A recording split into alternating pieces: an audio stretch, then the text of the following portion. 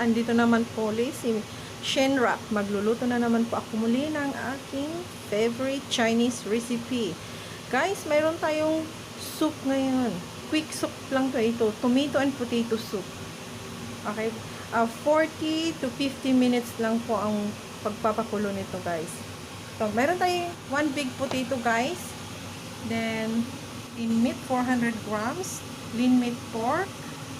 So guys, egg. Gagawa ko ng dumpling egg with fry with beef with chopped onion. Then meron akong broccoli, guys.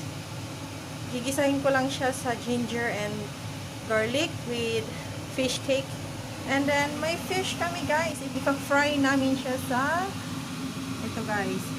Sweet yellow bean with ginger and garlic. Guys, inuna ko na pong maggisa ng tomato. Ito yung tomato namin, guys. 3 pieces of tomato. Then,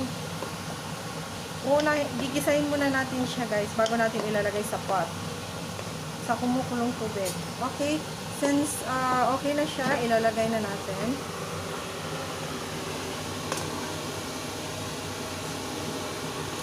Okay. Oops. Isusunod na po natin ang potato. Lagyan natin ng konting mantika. Ayan. Painitin natin ng konti. Ayan na.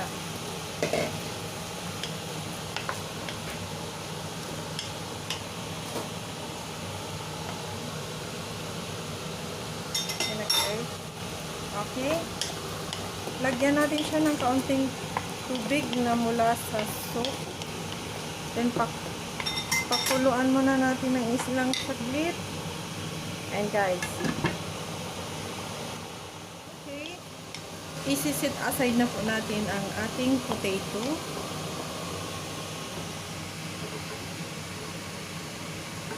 Okay, guys. Okay. Chop muna natin itong onion.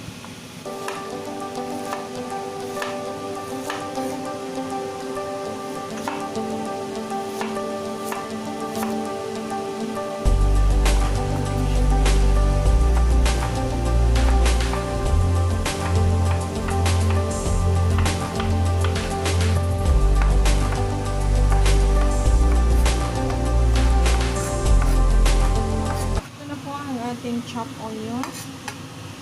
Then, gigisahin natin ito siya sa beef. So, guys. With beef. Ayan. Okay. Check it out. Guys, meron tayong 1 whole Corvina fish. Lagyan muna natin ng asin. Konting asin. Then, i-wrap natin sa katawan niya.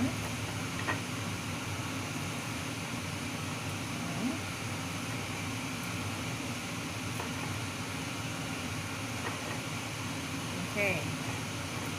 And then, iprito natin siya, guys. Mantika. Ilagay natin ang ating ginger. Yan, ginger first, guys. Okay, guys. Next is garlic.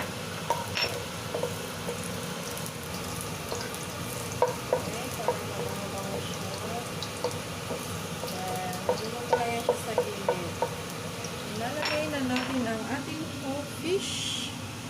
Corvina fish.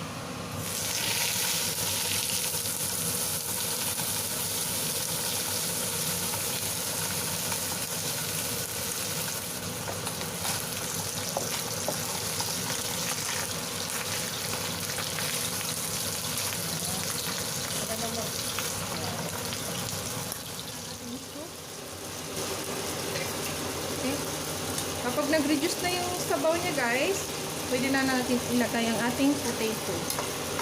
Kasi mas mabilis malata yung yung patatas. Hintayin na lang natin hanggang sa mag-reduce na ang soup niya. And 15 minutes before soup is done, saka natin ilalagay ang ating lean meat. Okay. Then let's check our... Nakalimutan natin ang ating Shaoxing wine.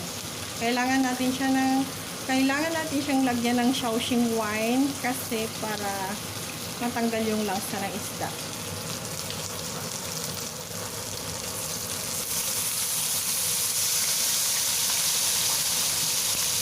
Ayan na, medyo brown na ang ating fish. Ita-transfer muna natin siya guys sa isang plate kasi tatanggalin natin yung kanyang oil. Para hindi siya mabasa guys kasi masyadong soft po ito na isda. Ayan. Wow. Okay guys, ilalagay natin ang ating sweet yellow bean. Lagyan natin ng kaunting tubig. Add more water.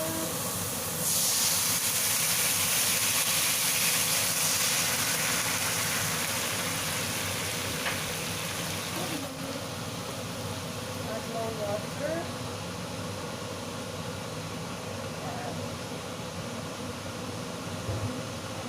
Then, ilalagay na po natin ang ating fish.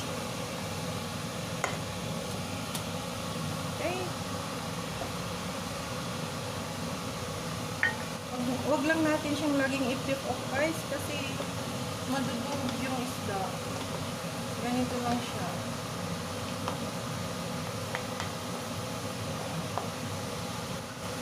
Wait for a moment. Ayun guys, reduce na yung soup natin. So, ilalagay na natin yung ating lean meat. Guys, itong lean meat, kailangan natin siyang i-marinate sa salt at cornstarch para malambot po siya guys. Okay, ilalagay na natin.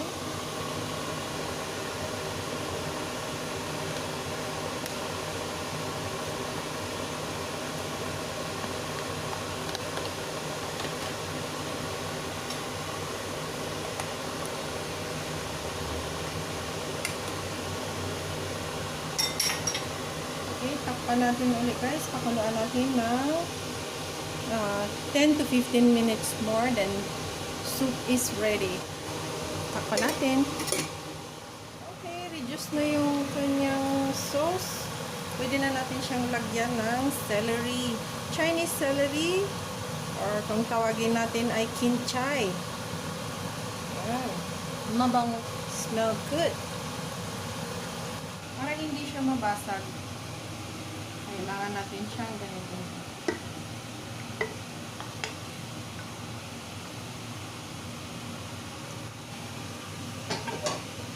Ayan na guys, ang ating fish. Ready to serve na po. Ito natin ang ating egg. Then add a little bit of salt. Ayan. Okay. And then, isisit aside muna natin guys. Then let's go to fry the minced beef. Guys, itong minced beef guys, imamarinate nyo siya sa sugar, light soy sauce, cornstarch, and oil. Okay. Mainit na. Fry na natin.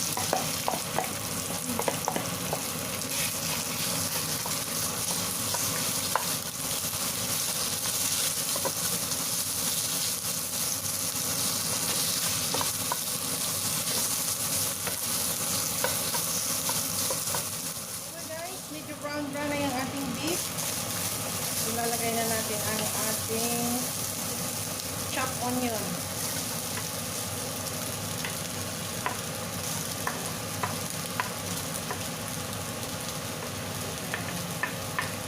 Okay. I-mix na natin. Ito natin habang sumaw.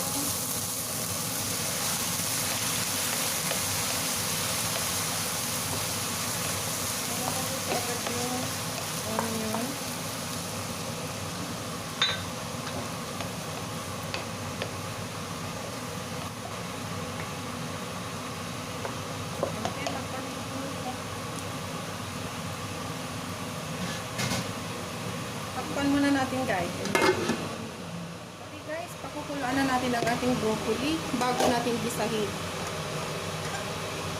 5 minutes lang guys. Or 3 to 4 minutes, okay na po.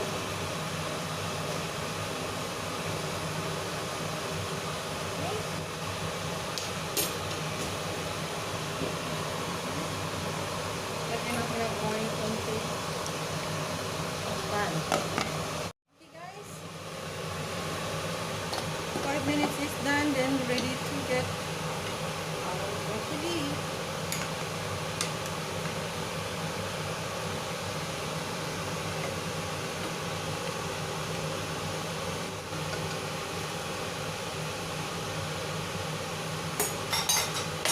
Okay guys, let's wait. Yung broccoli, igigisa po natin siya naman guys. Broccoli, lagyan lang natin siya ng baking sugar guys. At sugar at asin. Okay. Quick lang po guys. Quick frying lang kasi na-boiled na natin ito. Add natin yung fish cake guys. Pero ano lang natin ito.